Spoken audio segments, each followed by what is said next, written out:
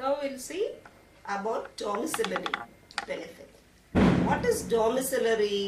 The name tells you that it is a treatment taken at home.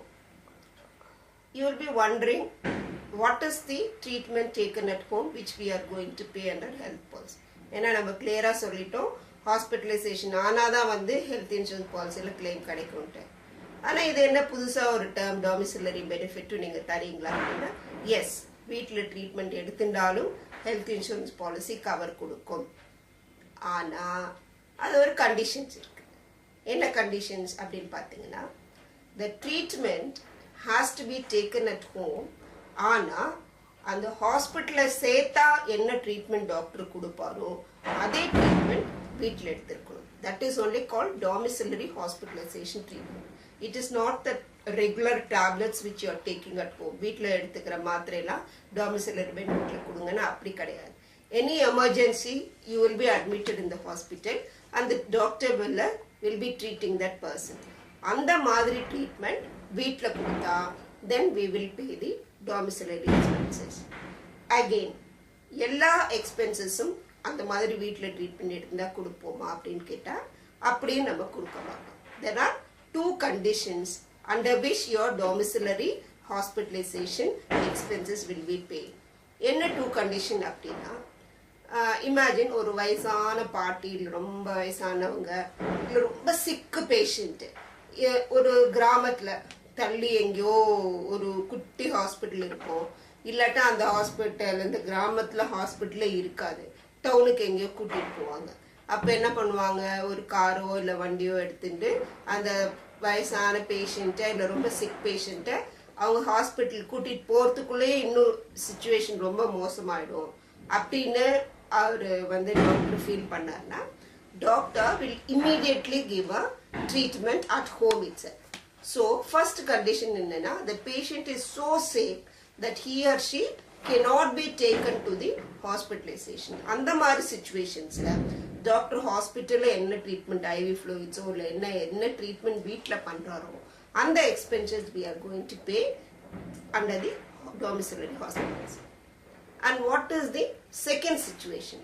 இன்னொரு சிச்சுவேஷன்லையும் we will pay the treatment taken at home.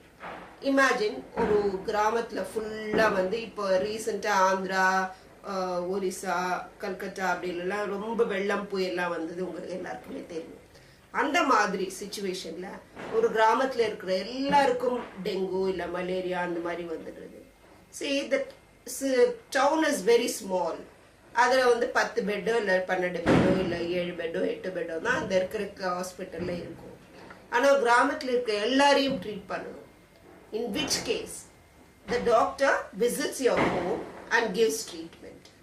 So, second situation is, if there is no bed, lack of accommodation in the hospital, then whatever treatment the doctor gives you at home, that expenses is also going to be covered under our domiciliary expenses.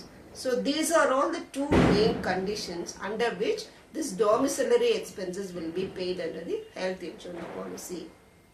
Again, domiciliaryல என்னென்ன எக்ஸ்பென்சஸ்ல நம்ம பே பண்ண மாட்டோம் அப்படின்னு கேட்டிங்கன்னா, நான் முன்னாடி சொன்னேன் இல்லையா, pre hospitalisation 30 days expense, post hospitalisation 60 days expense, இது ரெண்டுமே வந்து டாமிசிலரியில் கிடைக்காது. ப்ரீ 30, போஸ்ட் 60 அந்த எக்ஸ்பென்சஸ் கிடைக்காது. அதே போல் சில ஸ்டாண்டர்ட் டிசீசஸ் உங்கள் புக்கில் கொடுத்துருக்காங்க, அதெல்லாம் வந்து கண்டிப்பாக நம்ம டாமிசிலரியில் கொடுக்க மாட்டோம். What are all the disease? Asthma, bronchitis, chronic nephritis, diarrhea, diabetics, epilepsy, hypertension, influenza, any psychiatric diseases, pyrexia of unknown origins, tonsils, arthritis, all these diseases பார்த்தீங்கன்னா இதுக்கெல்லாம் நம்ம வீட்டில் எடுத்துட்டா ட்ரீட்மெண்ட்டு கிடைக்காது. So, if you see all those diseases, for example, a person is having diabetes, it is a disease which will be there for your lifelong disease.